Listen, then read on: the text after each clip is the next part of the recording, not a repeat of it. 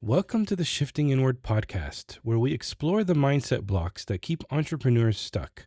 Your mind is one of the most powerful tools at your disposal. Your thoughts shape your actions, and your actions drive your success. When you shift what's happening internally, everything externally starts to move. Hi, I'm Joe Rizk, and in this episode, we're discussing burnout cycles. Why you work yourself to exhaustion, crash, and then repeat the pattern all over again. So let's get into it. Burnout cycles are when you push yourself relentlessly until you crash, and then you repeat the cycle.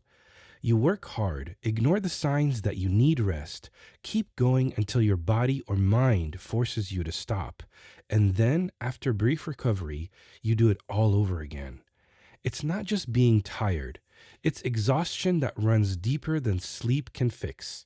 It's mental fog, emotional flatness, the feeling that you're going through the motions without any real energy or motivation behind it.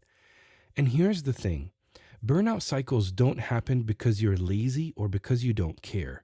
They happen because you care too much, because you're trying to force progress, because you feel like things aren't where they need to be yet, so rest feels impossible. The cycle looks like this. You push, you work long hours, you skip breaks, you tell yourself you'll rest when things are further along, but they're never far enough along. So you keep pushing until your body says no, until you can't anymore, and then you crash. After the crash, guilt, frustration, the feeling that you're wasting time. So you push again, harder this time, trying to make up for what you lost, and the cycle continues. Burnout isn't a one-time event, it's a pattern, and until you recognize it and interrupt it, it will keep repeating. So what does the burnout cycle actually look like in your business? Maybe you're working long hours every day because you feel like things are moving too slowly.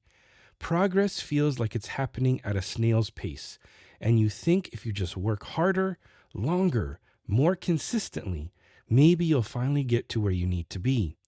So you don't give yourself permission to rest. Not yet. Not until things are further along. Maybe you look at your spouse or partner working hard and you feel guilty taking a break. You think if they're putting in the effort, I need to be as well. So you push through the exhaustion because rest feels selfish when there's still so much to do. Maybe you wake up every day feeling behind. The to-do list is endless. The goals feel far away, and instead of pacing yourself, you try to do everything all at once. You work through lunch, you stay up late, you sacrifice weekends, because if you're not constantly moving, you feel like you're failing. And here's a big one. You stop enjoying your work. What used to excite you now feels heavy. You're going through the motions, creating content, showing up, doing the tasks, but there's no energy behind it. You're running on fumes, and it shows. Or maybe you experience physical signs you ignore, like headaches, or tension, or having trouble sleeping. Your body is telling you to slow down, but you don't listen. You think, I'll rest when I hit this milestone, but the milestone keeps moving. Maybe you start losing faith. You've been working so hard for so long, and the results aren't matching the effort. You start questioning if it's worth it, if you're cut out for this, if any of it will ever work. But instead of pausing and reassessing, you just push harder, hoping that more effort will fix it. And here's what happens. You crash.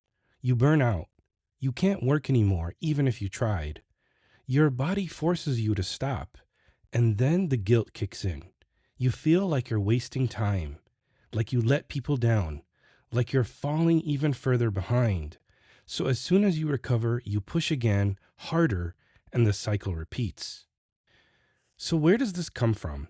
A lot of burnout cycles are rooted in early patterns and beliefs that followed you into adulthood. Maybe you were constantly compared to siblings, classmates, or peers growing up. Grades, sports, achievements. Your worth felt relative and not intrinsic. You learned early on that you're always being measured against someone else. So now, Rest feels like falling behind in a race that never ends. Or maybe achievement became how you differentiated yourself. In a world where everyone was being compared, working harder than others was how you stood out, how you got noticed, how you mattered. And that pattern followed you into entrepreneurship. You still believe that working harder than everyone else is how you prove your value. But as you moved into adulthood, other layers stacked on top. You've merged your identity with your productivity. I am what I produce. So when you're not working, you feel like you're losing yourself. Rest doesn't just feel uncomfortable, it feels like you're disappearing. There's also this: you're trying to prove your commitment to yourself, commitment to others, and commitment to anyone watching. You want them to know this isn't a hobby, that you're serious, and that you deserve to call yourself an entrepreneur. And exhaustion becomes the evidence. So if you're burned out, at least you can say you've tried hard enough. And here's the truth: when results feel out of your control, effort is the one thing you can control. So you max it out. You pour everything into the work because at least then you can say, I gave it everything I had. Your burnout becomes the proof that you didn't hold anything back. There's also the fear of irrelevance. You think, if I stop, I'll be forgotten. My audience will move on. My competitors will pass me by. Standing still feels like moving backwards. So you keep rushing, even when you're exhausted, because stopping feels too risky. And finally, there's delayed permission. You've created a mental contract with yourself. I'll rest after I hit this goal. I'll slow down when things are where they need to be. I'll give myself a break once I prove I can do this. But here's the thing: that goal keeps moving. The finish line keeps shifting, so permission never comes. And here's the truth: burnout doesn't make you more productive, it makes you less effective. Your decision making suffers, your creativity drops, your energy tanks. You're working harder, but getting less done. And here's what nobody tells you: rest isn't something you earn, it's something you need. Just like food, just like sleep, your body and mind require recovery to function well. And when you deny yourself that recovery, you're not being disciplined, you're sabotaging your own capacity. Okay, so let's reframe this. Burnout isn't a badge of honor, it's a signal. Your body and mind are telling you that the pace you're keeping isn't sustainable. And ignoring that signal doesn't make you more committed, it makes you less effective. So here's the shift: rest isn't the opposite of productivity, it's what makes productivity possible. You can't pour from an empty cup, you can't create from a depleted state. The work you produce when you're rested is better than the work you force out when you're burned out. Another shift: your worth isn't tied to your output. You are valuable whether you work 12 hours today or just 2 hours. Whether you hit the milestone or you're still working towards it. Your value as a person, as an entrepreneur, as a human being, that doesn't fluctuate based on how much you accomplish. And here's the truth about progress: it doesn't require constant motion. Some of the most important growth happens when you're not actively working. When you step back, when you rest, when you give your brain space to process, to integrate, to see things from a new angle. Because rest isn't empty time. It's where the magic happens. It's where ideas connect, where clarity emerges, where breakthroughs show up. You're walking the dog, you're taking a shower, you're lying in bed, and suddenly, boom, the solution you've been searching for appears. That's not laziness, that's your brain doing its best work.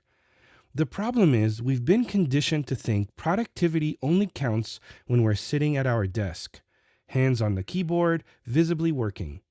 But some of the most productive moments happen when you're not forcing it, when you're letting your mind wander, when you're giving yourself permission to think without any pressure. Breakthroughs don't come from grinding harder, they come from creating space. The planning, the brainstorming, the inspiration, that's still happening even when you're quote unquote resting. You just have to trust the process enough to step away from the desk. Here's another reframe. You're not falling behind by resting. You're setting yourself up to go further. Think of it like running a marathon. If you sprint the first mile, you'll burn out before you hit mile 5. But if you pace yourself, if you build in recovery, you'll finish strong. Entrepreneurship is a marathon, not a sprint, and burnout is what happens when you treat it like a race. And finally, this.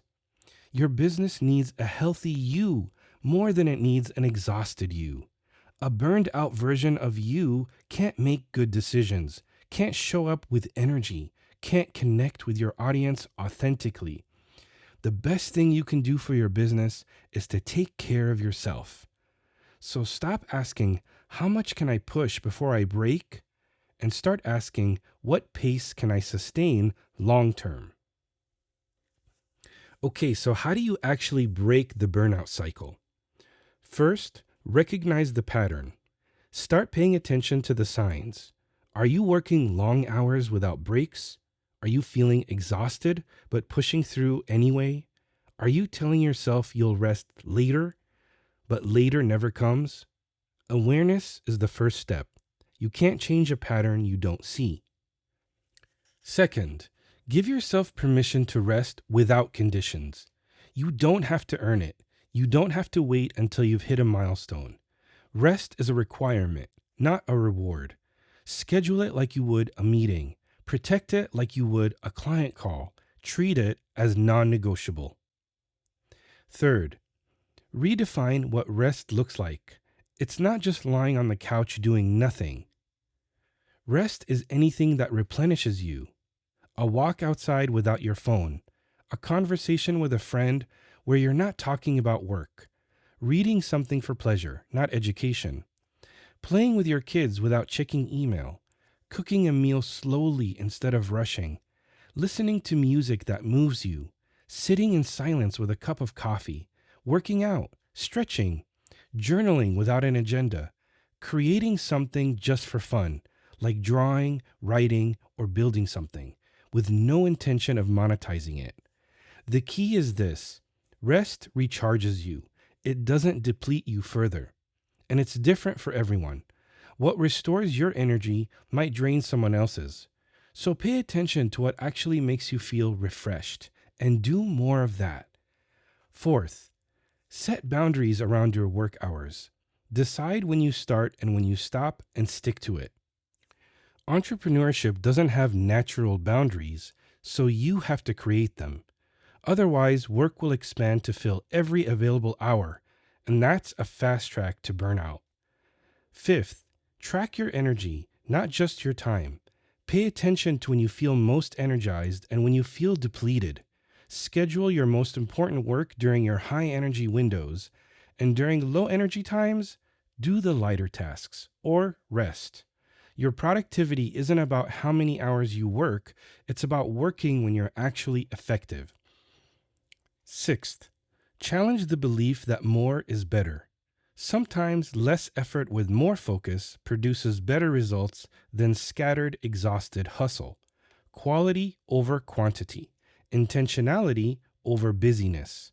You don't have to do everything, you just have to do the right things. Seventh, celebrate your progress even when it's slow, because progress at a snail's pace is still progress. You're moving forward, you're building something, and just because it doesn't match someone else's timeline doesn't mean you're failing. Your pace is your pace. Honor that. And finally, remind yourself, you can't sustain what drains you. If the way you're working is burning you out, it's not sustainable long term. And what's the point of building a business you can't maintain? You're in this for the long haul, so build a pace that you can keep. You don't have to prove your worth through exhaustion. You can build something meaningful and still take care of yourself. Those two things aren't opposites. They are partners. If this episode resonated with you, especially if you're in a burnout cycle right now. Drop a comment and let me know. What's one thing you can do today to give yourself some rest?